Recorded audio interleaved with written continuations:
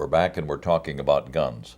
Well, Ray, I'm out hunting, and the friendly game warden comes up and asks me for my gun, and I haven't done anything wrong. I'm licensed, I'm legal, and I'm an American. And I remember the Supreme Court decision. And I say, why? What's the answer?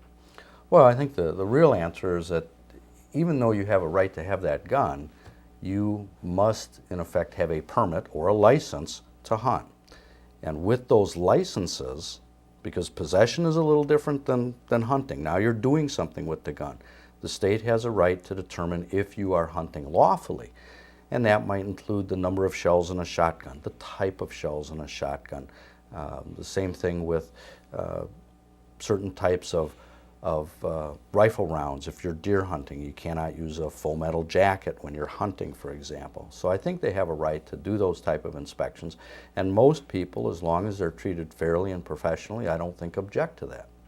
But there are many people who feel that our real threats in life are from the government and the people who hold a badge, who hold government authority. In fact, that probably was the primary reason for the inception of the Second Amendment in the first place.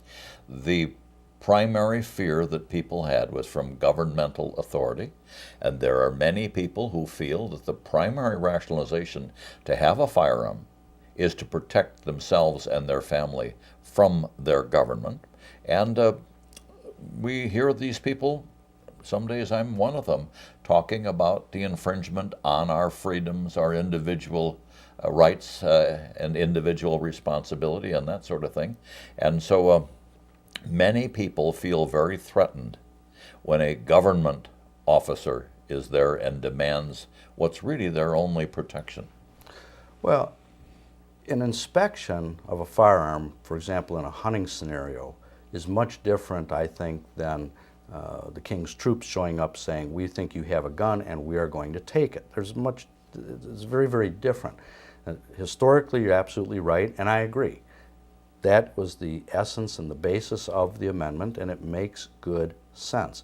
Now, clearly, even the best armed citizenry in the United States is never going to effectively compete with the United States military, but at the same time, there's a difference, I think, between the inspection authority and the reason for the inspection as opposed to the confiscation. Those are two different issues. Confiscation, I agree, that's an absolute right that should be protected very, very judiciously. And inspection is a much more limited intrusion, and I think is a reasonable exercise of the state's authority to ensure that people are operating correctly under the licenses that they've been granted. Well, we have to admit that times have changed over the last couple hundred years. People don't need a rifle to go out work in their fields and to tend to picking up the groceries as they once did. I haven't seen Hitchcock or Oakley around for a long time, and we don't have the people on horseback and the Pony Express being robbed and things like that, so that there are people who say, okay, maybe that was what the Second Amendment meant in the 1700s, but let's get realistic. Downtown Milwaukee, it's different now, and it's dangerous with all these people carrying guns. Soccer tournaments would be dangerous if all these excited parents have guns. Many athletic activities would be dangerous if these people all had guns. Nobody really seriously thinks that we should be able to carry guns to church, to school meetings, to places where there's a lot of alcohol served, do we? No, I think that is a common thread, but you're right, times have changed. It doesn't mean that one of the original purposes, and you know this, George, as an attorney, and most people understand this, the right of self-defense is ingrained in English law, in American law. Even today, that defense is raised very, very regularly in our state courts on a daily basis. The right of self-defense should not be limited, and deadly force can be used under certain circumstances. That's a recognized defense. And you're right, it's not the Wild West. We don't have that. Most people don't have to go hunt for their food, but they might have to protect themselves. If they work in an area that's a high crime area, they have a right to protect themselves. In fact, courts have said so in Milwaukee County, where an individual was prosecuted for carrying concealed weapon, and the statute was held unconstitutional as it applied to him. These other types of events, I think even under a concealed carry statute, if we were to get one, it should be limited to areas that are highly emotional and partisan. Football games, public gatherings, public areas, for example, the Waterfest concerts. There's a lot of people there, it's a confined area, and there's a lot of alcohol. Not a good idea. And there really isn't, people are there to have a good time. There really isn't much need for that, and I think there's a balancing that has to occur between the individual's right to exercise those constitutional rights and the rest of the public's right and the government's legitimate interest in protecting everyone. That's too volatile. We have limitations in other areas of constitutional rights. The famous, you can't go into the theater and yell fire. It's First Amendment, I want free speech. Well, you can't do that, and there's good reasons for it.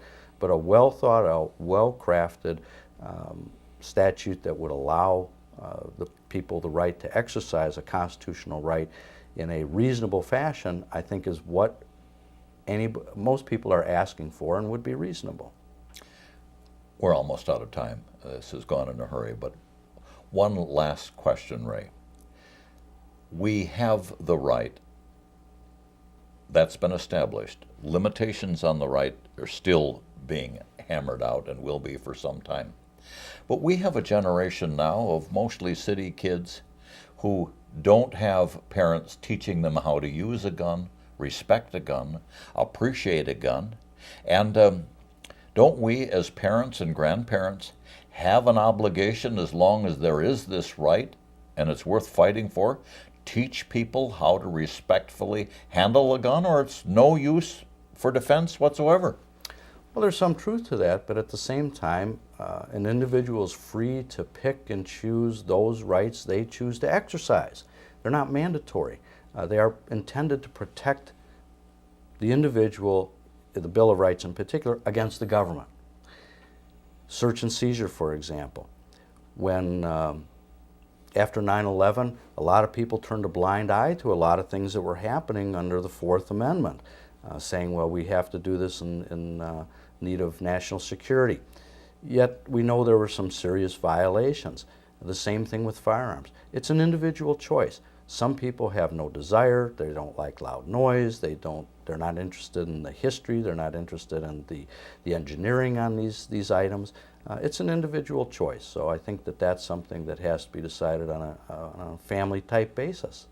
And you make it an interesting conversation, Ray. I always appreciate it when we can get you out of your busy schedule to talk. Makes people think, and I appreciate your insights. Thanks for being on the show. You're welcome. Thanks.